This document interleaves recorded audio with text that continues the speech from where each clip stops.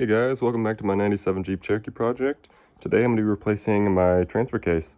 I'm not going to be doing like a swap, like I've already got the NP231, that's the transfer case I like. I just kind of screwed it up when I went wheeling, going reverse, 4 low, pop, pop, pop, pop, pop, pop, pop.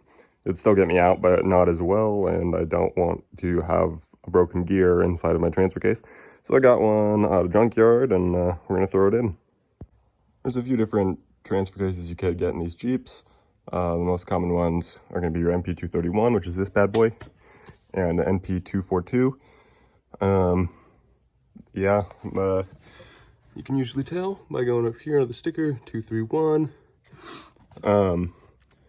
You got to be careful though when getting these, because if you have manual transmission and it comes from an automatic, for example, the shaft back here will not line up, and your gears will not touch, and you'll start the car and it will not move. So just make sure you get the right one from the right years. Make sure you get the correct spline count. There's a really good video I'll link in the description that kind of goes over everything that you'll need to figure that out.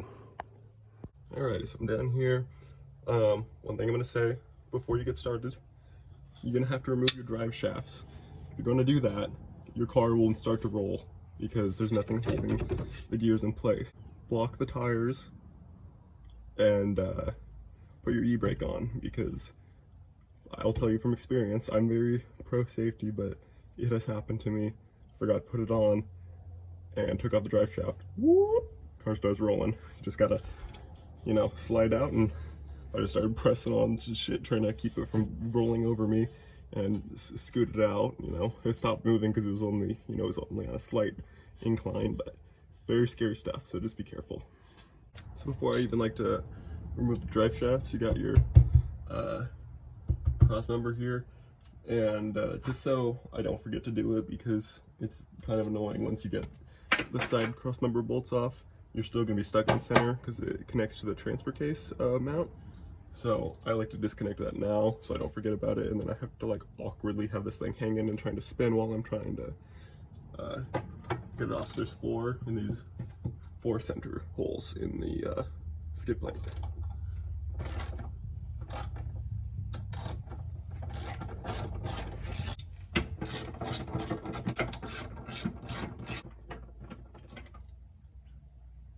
Alrighty, so I got all 4 of those off, so it should be free to go once we do those. So next step I'm going to do is do the drive shafts. I'll start with this one just because it's going to be a little easier. The bolts on my front drive shaft were extremely tight the first time I took it off, and they got stripped. At least I think 2 of them did. So I got some new bolts. Hopefully they work, because I haven't been able to find like any good source. I found something that said they were for this on Amazon, so we'll see. I'll try and see if they start into the drive shaft, but I'm definitely going to be replacing them, so, well, if I can. But yeah, so I'll start with this guy. So these U-joint bolts, there's going to be 4 of them, and they are 8mm.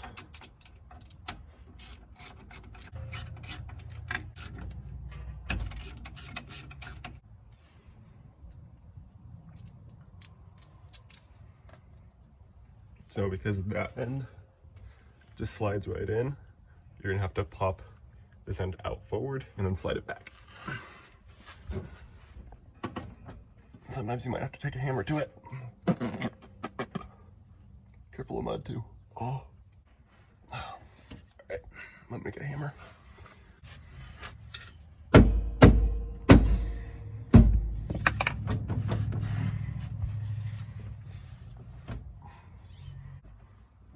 There we go. Hammer did not do the trick. Okay.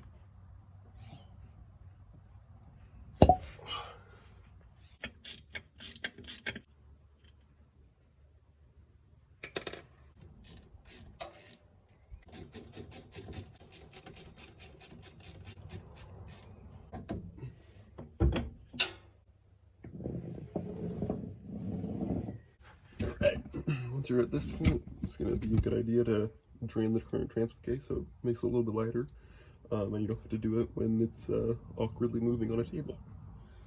So it's going to be a 10 10 mil Allen wrench.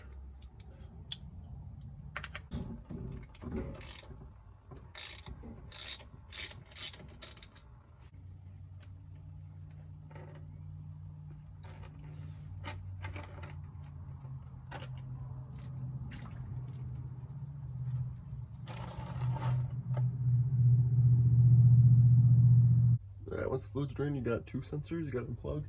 Your speedo sensor, and then there's one on the other end of your downstream O2 sensor.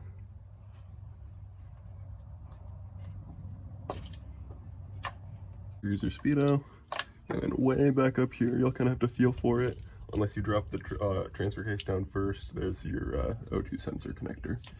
And then it feels like I've got a zip tie holding something on, so I'm going to clip that before I drop it. That might have been just me when I did my transmission job, so yeah.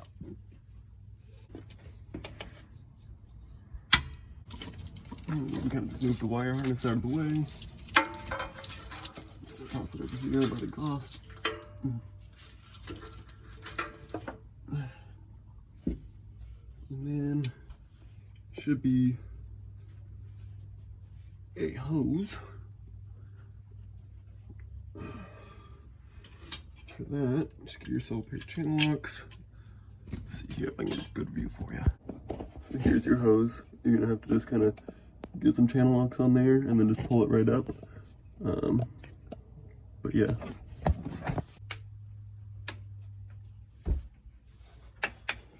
Alright, we'll just toss that out of the way here.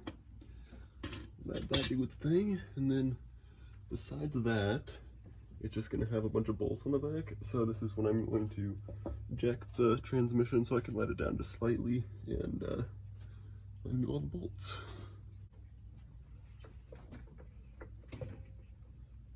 Alright, as you saw, put a block of wood underneath my transmission pan.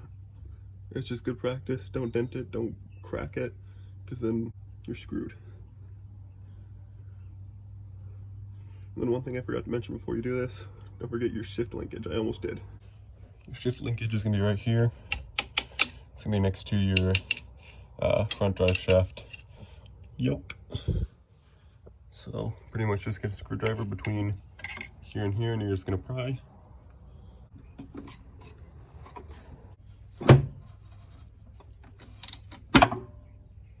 Alright, now I'm going to do the crossmember bolts. Mine has a transfer case drop, so these are 17 millimeters. Yours might be different if it's stock. I honestly don't know, but just use a socket that fits.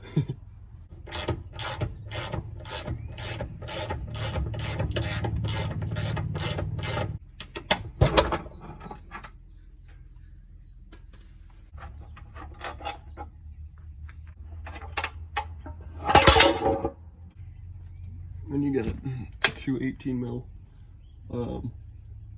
bolts here and here, and those are going to be for the transmission mount.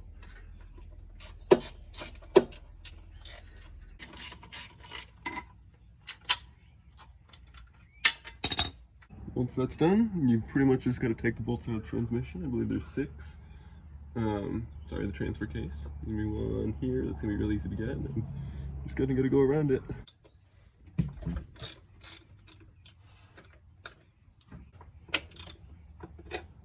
Alright, so some of these bolts can be really annoying, so I would suggest if you can get one, a little tiny ratchet like this.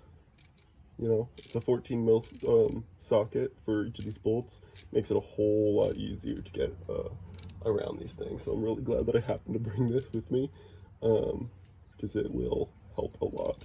But well, if you don't have 2 jacks, I'm using a jack stand underneath the transfer case because I've got only 1 bolt and it's loose now, so I don't want it to immediately fall and screw up threads and stuff while I do this. So just be careful and let it down gently as you can. I'm just gonna kind of shimmy it out and do my best here.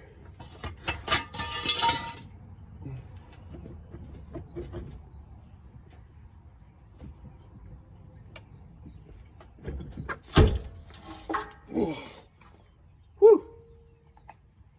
It's on my stomach, but fuck. I got it out. Alright, so here comes the fun part. Picking this thing up and lining it up.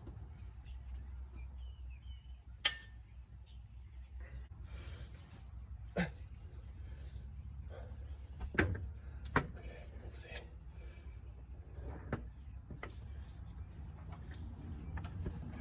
Tucker.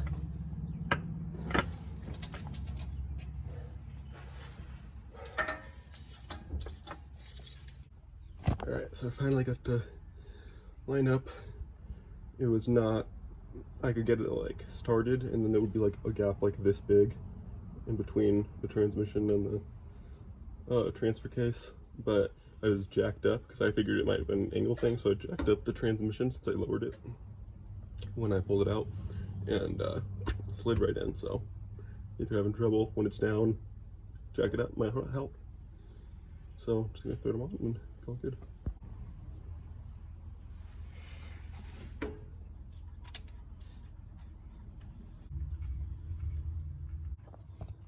Alrighty, so once you got all 6 bolts nice and tight, you know, opposite of removal, just gonna start with the O2 sensor end. If I can find it with my hand, there it is, right in there. And then you're gonna want your speedometer sensor. So you go right here.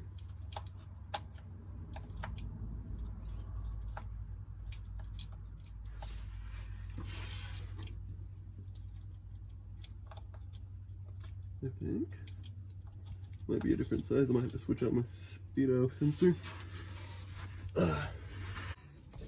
Here's the one from my old transfer case.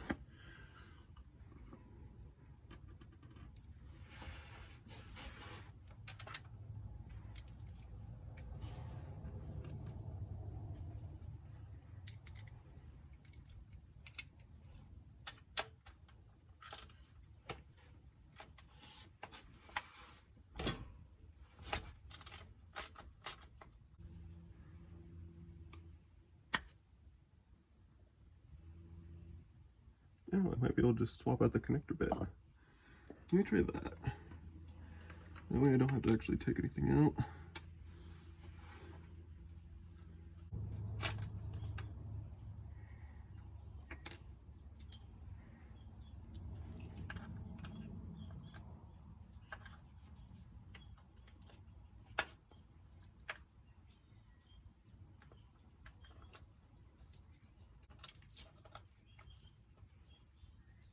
Look at that, perfect. All right, then I'm gonna put these hose back on.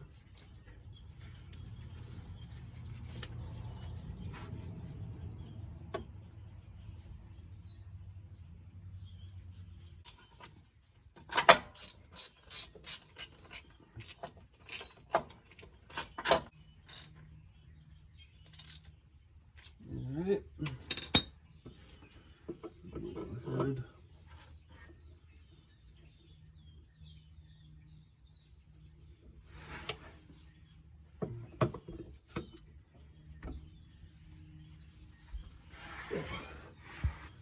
Jack this bad boy back up some more.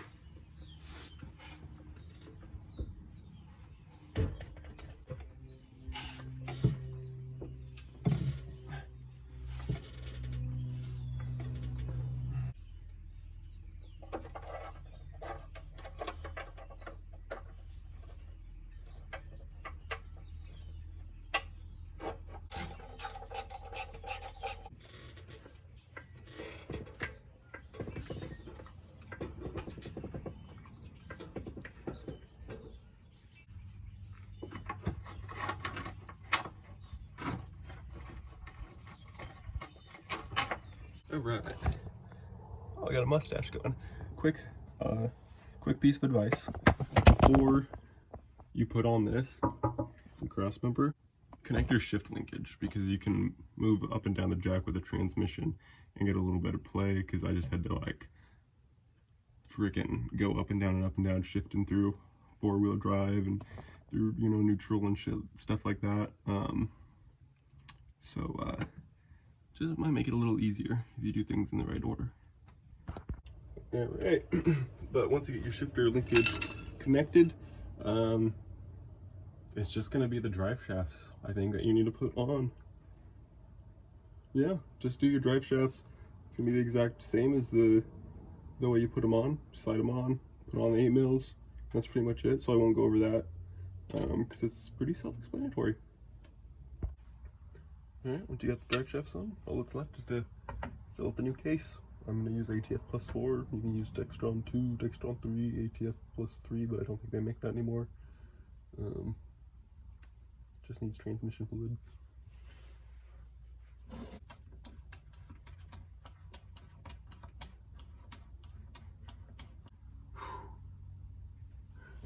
I love-hate relationship with these tools. They make it pretty much possible to do this, but also it takes forever. And the tube falls out a lot.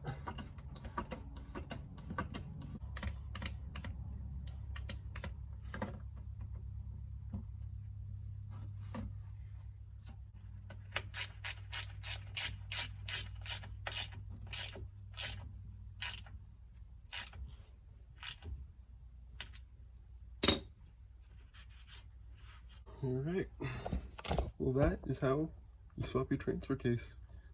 Thanks for watching. Make sure to like and subscribe. Tune in next time for more. Bye.